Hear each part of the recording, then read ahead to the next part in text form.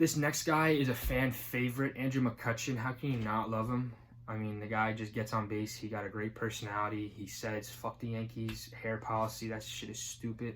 I love that. You know, I love McCutchen's swagger and his attitude. I think he is one of the best guys in MLB, just best dudes. He just seems like such a positive guy. And I think that positivity will translate to a great season because he's not letting that injury slow him down. He's not going to get lazy. The guy just has a great work ethic. He's a former MVP. I mean, I don't think there's really anything.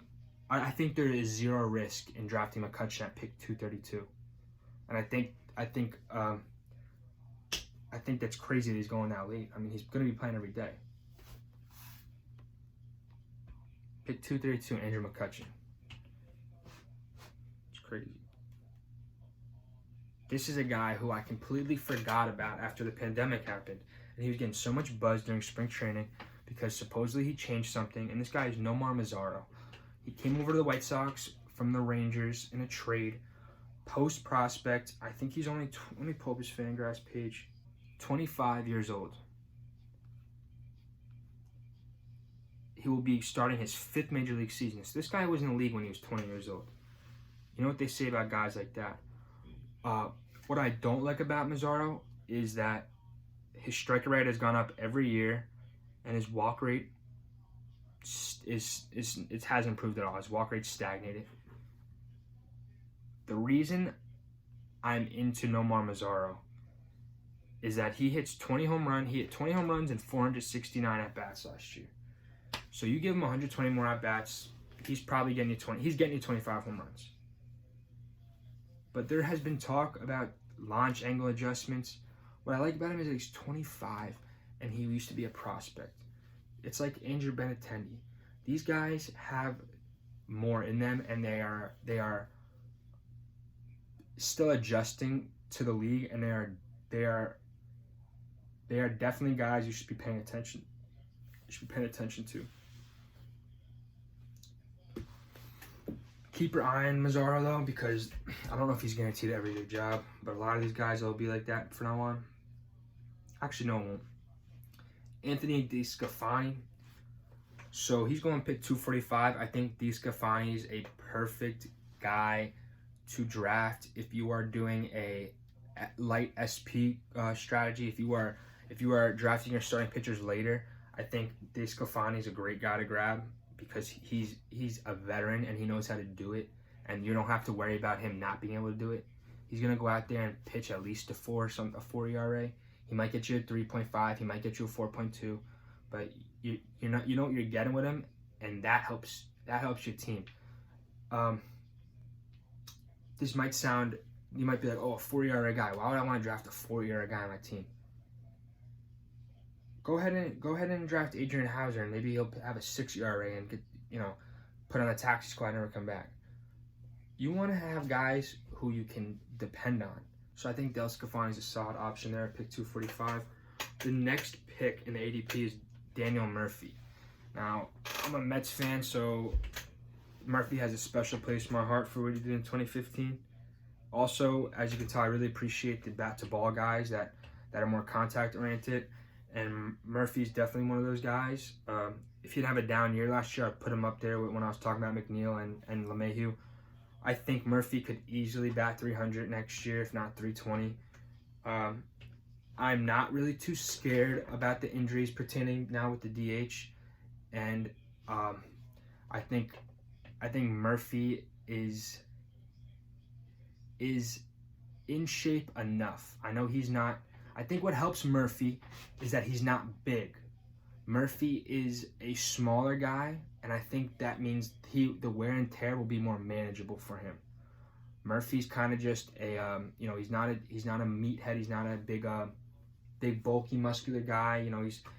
He's just kind of like a regular sized dude. He's not, and he's been playing first base and second base. He's not running the outfield. So I like Murphy there, especially because, like I was saying, my strategy is more to punt first base. I'm basically punting first base in all my drafts. And now that Freeman has COVID, so Hosmer as your first baseman, Murphy as your CI. That's how I'm doing it. and then use that draft capital. You just secured 2 spots, 2 starting spots, 2 guys who will be playing every single day. Murphy and Hosmer will be playing every single day. Okay? That's why I draft them. Every day with good contact abilities, which means they have high floors. Good contact ability means you have a high floor. Seth Lugo, right after Daniel Murphy, I'm always drafting Seth Lugo. I think he will get the majority of the saves for the Mets. And besides that, I think he will also pitch the most innings in the Mets bullpen. I think he will have multiple inning saves. I think he might even have a 3-inning save this year. Why not say that? I think Seth Lugo will have a 3-inning save.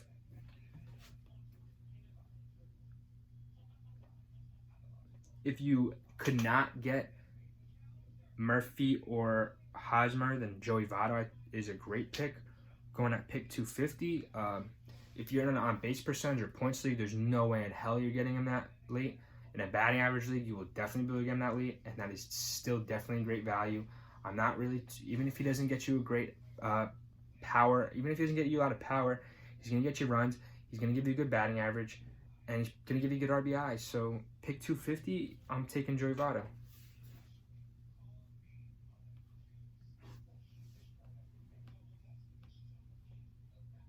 Pick 268. Now, I suck at getting steals, and I need to find some guys in the draft earlier that I can use to boost my steals. But a guy that I always go to later in drafts is John Birdie on the Miami Marlins. He is a freaking Swiss Army knife with second base, third base, shortstop, and outfield eligibility. And the Marlins were just saying that they plan on playing him 5 or 6 days a week. So, perfect bench bat. You should not draft John Birdie in any of your starting spots. But John Birdie is the definition of a perfect bench bat. Position eligibility, and I'll get you some steals.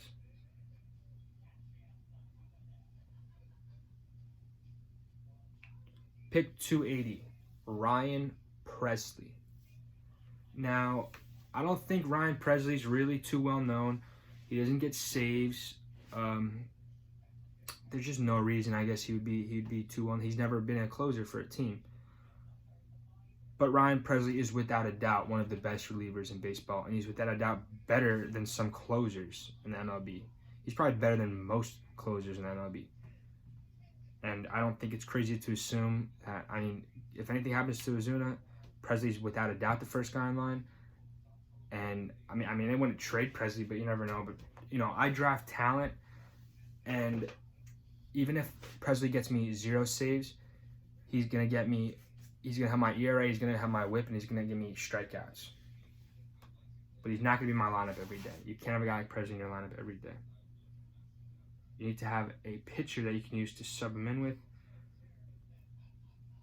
Francisco Mejia, pick 288. That's San Diego's catcher. He came over in the Indians trade a couple years ago. Mejia is the perfect guy for fantasy because his defense isn't great, so I think some people knock him with that, but his bat is legit. I mean, he has the potential to be a top 3 catcher at the position. So catcher's another position I'm punting. I was really big on Real Muto before COVID because he separates himself so much over the long season. And I still think Realmuto will be the top catcher. I don't think you were wrong drafting Realmuto. But I think Realmuto, it was such a clear, confident pick for me earlier this season. And I've shifted more towards drafting reliable starting pitchers as opposed to Realmuto there. That I just punt catcher. I'm not drafting Mitch Garver. I'm not drafting Wilson Ramos. The 2 catchers I end up drafting on my team, the only 2 catchers I end up drafting are Francisco Mejia and Danny Jansen. Maybe Jorge Alfaro, maybe. I like the profile. Not that that's my profile. I like it to strike out. I like the guy's profile because he has tools, he has speed, and because he's going to be playing there every day. But little anecdote. I just remember watching a game last year. Mets were playing the Marlins, and I look up. A guy hits a ground ball. I look up, and the guy was just busting out of the box, and I was like, "Who the hell is that guy?" And it was Alfaro on the back of the jersey. I looked him up. I was like, he's a catcher. That guy The guy hustles. I do think there could be, some of these Marlin guys got a hit. Some of the, they're all these toolsy guys. They're all these high athletic guys without maybe the best raw ability, without maybe the best bat to ball ability. But some of these guys got a hit, and I think Alfaro could be one of the guys that hit. I think showing the hustle and all that, and the athleticism he has. I mean, this is a team that had Real Muto. This guy could be the next kind of Real Muto. He could be, the athletic catcher you don't see a lot, that has speed, that can get you 10, 15 steals, and that has the athleticism to endure and play 150 games a year, which JT Realmuto prides himself on so much because he's in such great shape.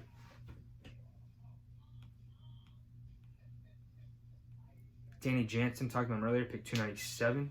Not going to say too much about Danny Jansen. On a points league, he's a must-get. Amazing walk ability. Batting average, I'm a little scared about his batting average, but again, I know he's going to be playing for the Blue Jays every single day, so I know he'll give me my runs and RBIs and some home runs. And be honest, there's not too many catchers a lot of teams are doing platoon catchers. I would say half the teams now split their catchers. Even the Mets don't split their catchers, but Ramos only plays about 80% of the time, 75% of the time. Even on, if you can give me a guy that's going to be there 90% of the time, Jansen, Mejia won't even be there that much. I would draft Jansen over Mejia just because I think there's more playing time. I think there's more ABs there for Jansen than Mejia. I like Mejia's upside more, but Jansen, I think, is a better value because I think he will get more at-bats and therefore more production. Pick 320, Brandon Nimmo. He should be leading off for the Mets this year. The guy has shown that he has an elite walk rate, about 380. He has the ability to do that. That's not a fluke. He could possibly walk at a 400 rate. So he will get you runs. I think in a full season, easily 20 homers, if not maybe 18, but I think the power's there. It's nothing crazy, but he's not a shrimp or nothing. He's not going to get you a lot of steals, not maybe 8, 10. There really isn't a lot of guys stealing bases anymore. There's just not. I think leagues may need to consider restructuring the steals category because I think MLB teams are so against steals now that it comes down to you need to have a guy that's just a freak of nature or something. I mean, no one is getting steals. I don't even think about the category anymore because I think if you think about it, you can really frick up your draft overthinking about steals. Starting Marte hits 20 home runs this year. Is he really a second or third round pick? I don't think so. And he's not going to get. Starting Marte's not going to, in a full season, he's not going to steal 40 stolen bases anymore.